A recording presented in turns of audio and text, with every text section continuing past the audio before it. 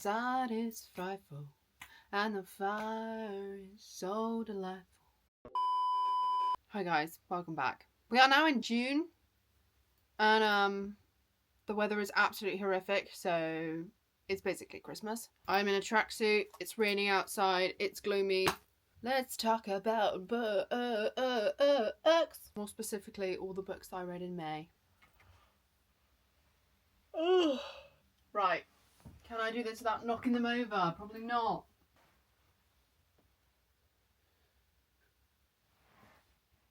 Oh, yeah.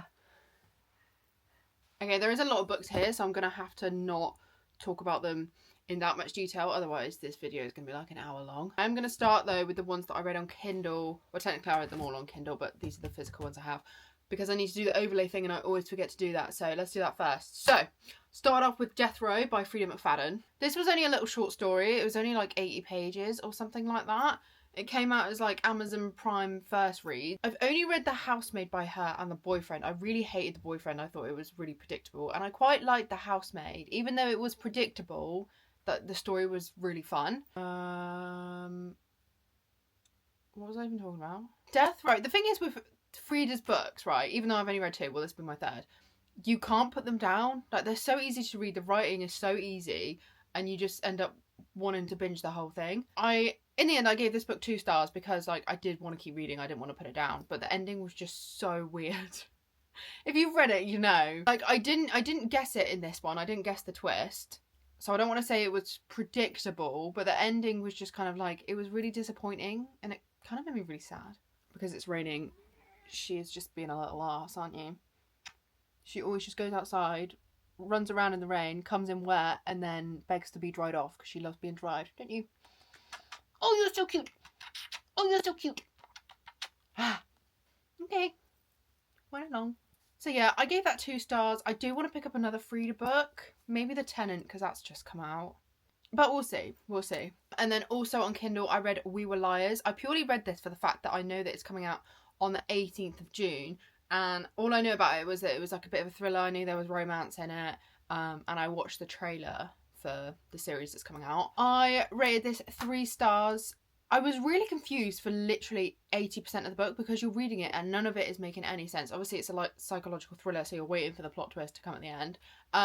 This was one I didn't predict. I didn't guess that at all. I knew something was up from like the language, without spoiling too much. But I actually did really like the twist at the end. I haven't rated a psychological thriller more than 3 stars ever because, right, this is how it works in my head. You're reading the whole thing, right? You're reading the whole thing without not knowing what's going on, and you're basically waiting for the end of the book. You're waiting for the twist every time. So like the bit in between, I'm not that interested in. I just read it to see if I can like guess the twist. When I probably shouldn't do that. I probably should just read it because you know it's fun. But I don't find them fun like romances.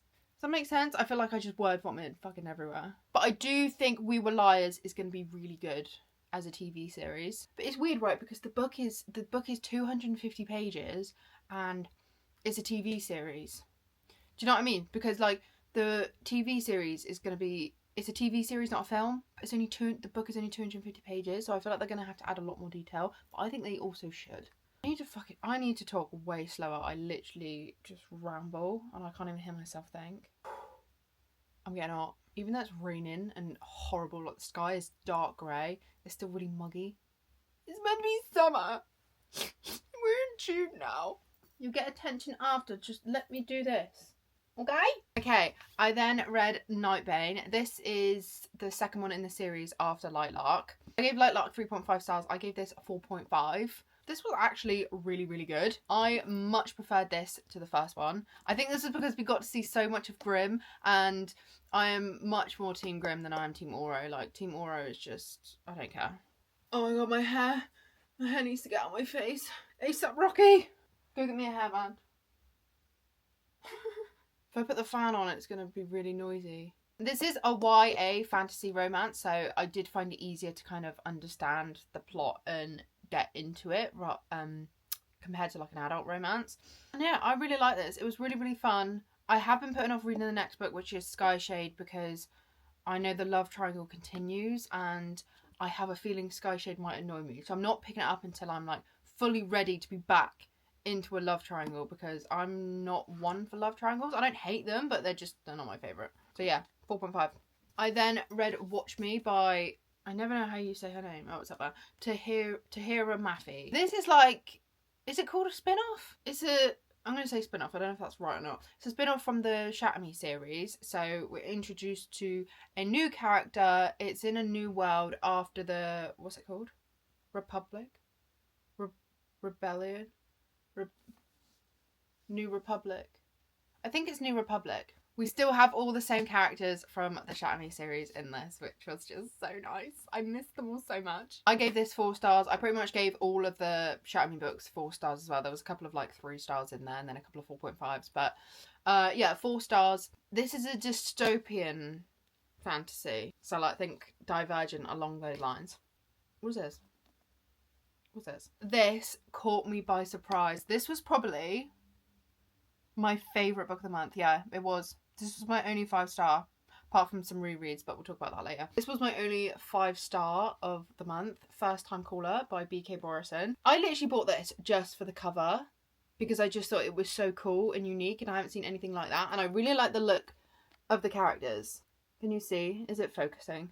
Now this is a Sleepless... Is it? Am I just about to lie to you? I was going to say Sleepless in Seattle kind of retelling. I don't know, because I've never actually seen Sleepless in Seattle. But anyway, it's a retelling of basically like an old movie that everyone loves. When you're in it, you literally feel like you're in the 80s or 90s. I don't know. Basically, you feel like you're in the past. Okay, yeah, you get what I mean. There was one point where I did read this at the start of the month, so I've already forgotten it, because if there's anything about me, I forget. But I remember one point, Aiden, which is the MMC, he really annoyed me at one point because of his commitment issues. And then I was kind of like, just sounds like me. I'm just getting annoyed at myself here. I can't be annoyed at this guy because I've been exactly the same. So I decided to just forget about my annoyance for him and realised that I was just projecting. I loved Lucy. I loved all the side characters. This was 5 stars for the vibes. You know those ones, like this was just a vibey one. Really looking forward to the next one, which is called Now Back to You. I can't remember what that's a retelling of. When Harry Met Sally? I think it's When Harry Met Sally. Again, I haven't seen that either. Then read King of NB by MB? MB? King of NB. Can you see that? It says King of NB. King of NB! Ah! King of NB. Am I having a fucking stroke? King of NV by Anna Huang. I have a headache. This is the 1, 2, 3, 4. This is the 5th book in the Kings of Sin series. This was going to be make or break for me, because the whole Kings of Sin series have been really up and down. Like some of them have been 4.5 stars, some of them have been 2.5 stars. I really wasn't sure what to make of this one. I gave this 4.5 stars. If you've read the Twisted series, this is the closest I have found to being back in like the Twisted Lies book scene. In the way of plot, he's not mafia, is he? I'm not gonna lie, I don't even understand what the mafia is. But like there's dangerous stuff going on. There's guns, there's violence, there's pew-pews, there's... I love that. I don't know what that says about me, but I love reading about stuff like that, especially when it's to protect the FMC. Yeah, this was a surprisingly good read. 4.5 stars. I don't know who the next one is about. This I'm pretty sure I read at the start of the month as well. This is A False Start, Elsie Silver. This is the last book in the Gold Rush Ranch series. I gave this 3-star, and I'm not going to lie, I was disappointed by this. Everyone said it was the best one in the series, but I didn't feel any tension or chemistry between the main characters at all. Anything, it felt quite forced, which was quite uncomfortable. But I did really like it at the end. Like, he did something really sweet for her, and it was just really nice and wholesome. And I feel like I couldn't give it anything less than 3-star because of the world and the vibes. Like, it's set on a ranch, there's horses, there's cowboys. It's just a vibe. It's just a vibe. So yeah, 3 stars. It was a good read, but it wasn't anything special in my opinion. I did prefer it to Off to the Races, which I gave 2.5 stars because, yeah, I really wasn't a big fan of that one. But not my favourite. Not my favourite. It was okay. You were good. I'm waiting for you to be great. Happened One Summer. This has been on my TBR for the longest time. It's by Tessa Bailey, by the way. I also gave this 3-star. It was funny, it was cute, it was small town vibes. I just wanted like a summary read, to be honest, and this is one that I've been wanting to read for ages. I really like the story, but there are a few moments where it was really cringy, like really, really cringy, to the point where like I was audibly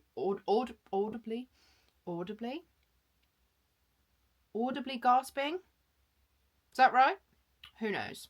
I'm not very good at English. Again, it was another one of those where like it was cute, but it was just nothing special in my opinion. There is another one that comes after this, Hook, Line and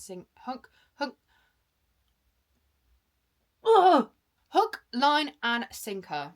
I told you I'm not very good at English. Which is about the other sister, because this series is called like the Bellinger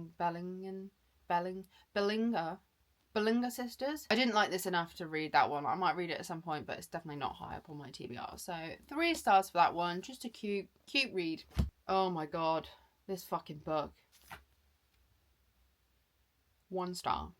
1 star. Now I have things to say about this, so sit down, listen, hear what I have to say. This book is so loved. It's very highly rated on Goodreads. Most of the people I know love it, and I have a big, strong issue with it.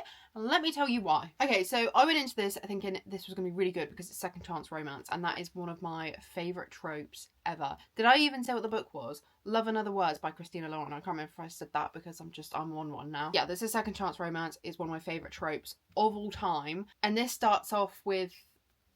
It just basically, it keeps going back to like 10 years ago, I think. Like they haven't spoken in 10 years, and you're just thinking the whole time, like, why have you not spoken in 10 years? They were like childhood friends to lovers, I guess, and then they haven't spoken in 10 years, and the whole point of the book is to figure out, like, you know, why they haven't spoken in 10 years. And then you find out why they haven't spoken in 10 years, and I just realised I can't say this without spoiling it. Okay, how can I word this? Basically, if what I think happened, then it was way too brushed over, because it makes out that he did something and he could have still done it. It might not be what I'm thinking in my head, but where it was so, like, just skimmed over, and if it is what I think it is, then it was something heavily traumatic, and it was literally spoke about in 1 sentence, and then they moved on from it, and then we're just like, oh my god, I can't wait to be together.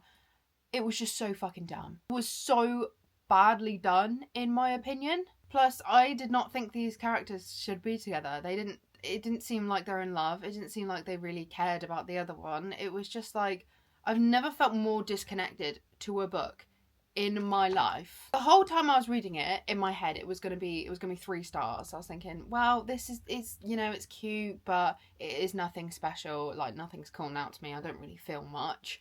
So yeah, it was gonna be like maybe 2.5, 3 stars. And then I figured out why they haven't spoken in 10 years, and yeah, be ready for a lot of miscommunication, because the whole reason this book is happening is because they didn't communicate with each other.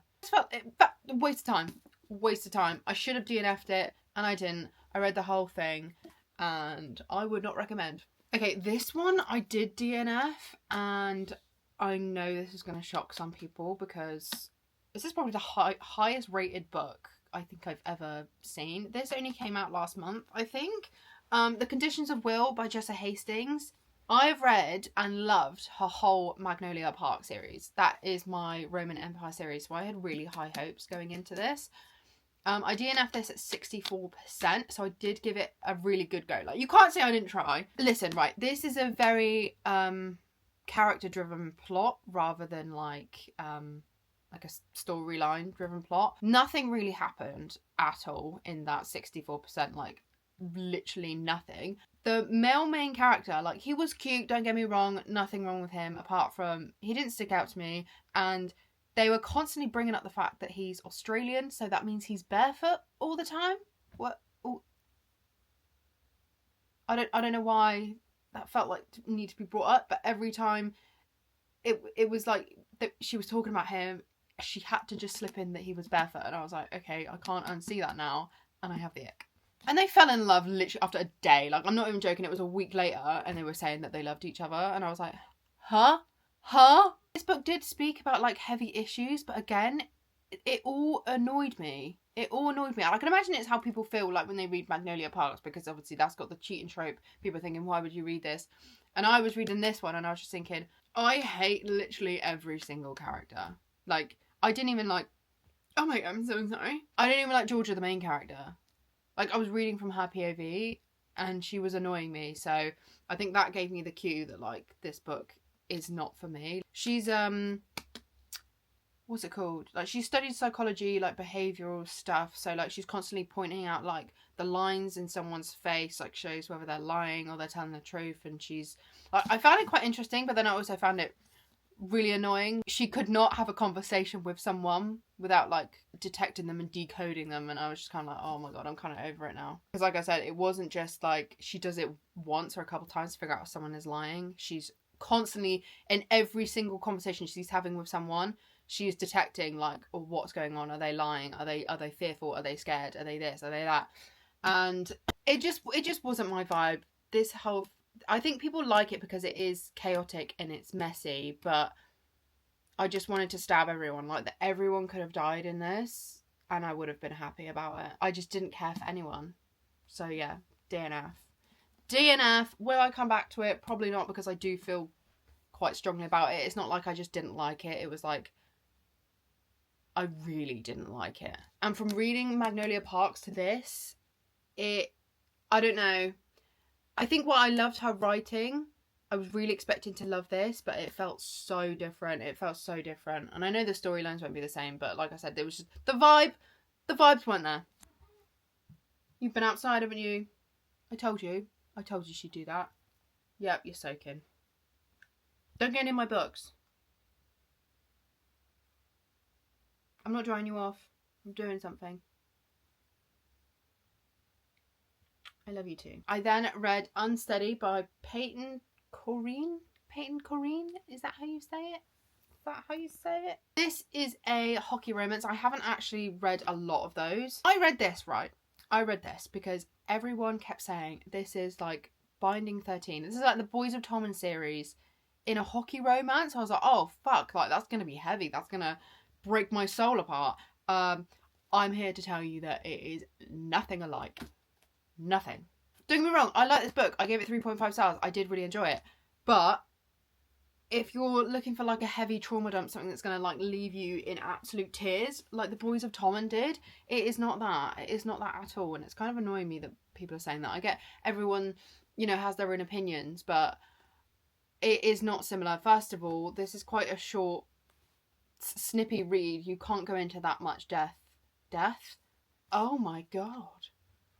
I meant to say depth, but that kind of works. You can't go into that much depth in that short period of time, basically. But it does show, like, what's the word? It does show, like, past trauma and, like, people's, you know, their mental health.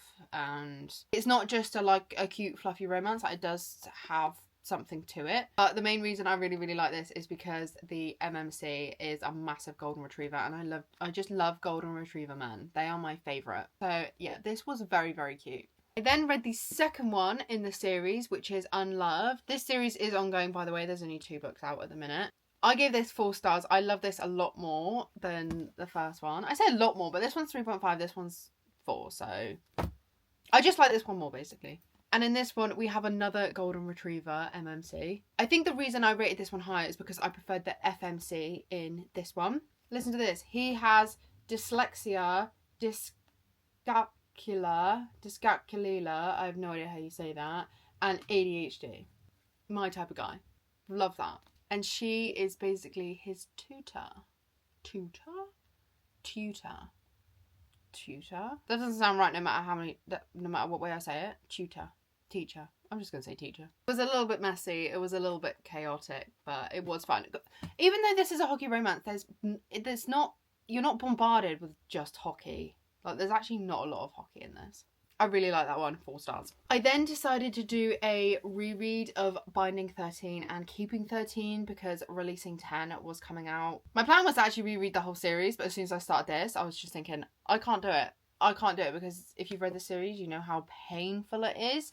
and it literally does take a toll on my mental health badly. So yeah, we reread these two. Of course, both of them still 5 stars. Nothing's changed. If you haven't read this series yet, you have to. I know they're big, I know they're intimidating, but it's the greatest series of all time. And I think a lot of people have the same opinion as me. It is the best series of all time. And then after reading these two and ditching on Saving 6, Redeeming 6 and Taming 7 because I just couldn't hack it, Releasing 10 came out and I read it. But that's all I'm going to say about this one. I'm not rating it because of the contents in it. If you follow me on TikTok, the discourse on this book has just been insane. Is that even the right word? Discourse? I don't know. Basically, it's split BookTok up, which I've absolutely hated. There are a few people that have... Obviously, this is about Lizzie, and Lizzie has gone through the most trauma I think anyone has ever gone through. And this book just... Like, I can't rate it 5 stars. Even though it is 5 stars, I can't rate it 5 stars because of the contents of it. Like, it's 5 stars and it's 1 star because I was nearly sick reading this. And I'm not even joking. I was nearly sick because of how, like, I can't even say it's graphic because the details on it aren't that graphic, if that makes sense. Like, it just describes it and you kind of, like, fill it in your head and you make it graphic. That's what I'm trying to say. Like, your brain makes it graphic because you know what is happening. But she has gone through the worst stuff in the world, and this is 100% the darkest book of the Boys of Tommen and the darkest book I have ever read in my life. Ever. Like I said, I was nearly sick. I did not have a good time reading this. Like, the other Boys of Tommen books, like, there's a bit of comedic relief and, you know, like, funny stuff, but this happened all before they were even in Tommen, like the College of Tommen. So there was no kind of funny moments. It was literally, she starts as 3 years old in this book and it's all the way up to, I think she's 15 or 16. But quite frankly, it was horrific. Is it important? Yes, this is such an important book. But yeah, it was the toughest read I've ever read. And I've only just been able to pick something up after reading this because it was hard. I couldn't get over it. I could not get over this. Oh, and yeah, what I was on about earlier with, like, the discourse of TikTok, I still don't know if that's the right word. It has been horrible to see because the people that have loved this book have been quite literally shamed by other BookTokers, saying that we are supporting child abuse and child sexualization because basically the characters in this book do engage in sexual activities at 15. To be honest, I don't think that's the main main takeaway. I don't think that's the main takeaway from this book at all. Like, yes, it's uncomfortable to read, as it fucking should be, but to the people that enjoyed this book and resonated it, like, the dedication literally says for the survivors. This book is for people that can understand, relate, empathise. If you can't empathise, that's a you problem. But to call people that enjoyed this, saying that they like child exploitation and abuse, and that is just wild. These are the same people that enjoy reading dark romances where there's sexual assault and that's romanticised, and then people are saying this is romanticised. I could go on a whole thing about it, but it was, oh my god, it was horrible. I decided after that I wasn't posting anymore about Releasing 10 on my TikTok because it just divided up everyone. And don't get me wrong, there were some people who said that they didn't like it, but they said it respectfully. Like, they said it was too graphic for me. I didn't like reading about it, so I didn't enjoy the book. I, for one, can agree with that. I didn't enjoy reading about it. However, I do think it was important to get to know Lizzie. Like, this was literally all to understand her and what she went through. But some people have just been absolutely horrific, and it has really disappointed me. And it did take 2 days off of BookTok because it was horrible there. I didn't want to be there. Everyone was so judgy. Everyone was so mean. People just can't be nice. People just can't be nice at the minute, and I'm not here for it. So yeah, the only way I can rate this is it's 5 star and a 1 star. Ugh, I literally hate getting a thumbnail. So there we have it. Those are all the books that I read in May. I feel like that would make a really good intro. Ready? Meow. Welcome. Actually, no, let's do it as a goodbye. See you in the next video.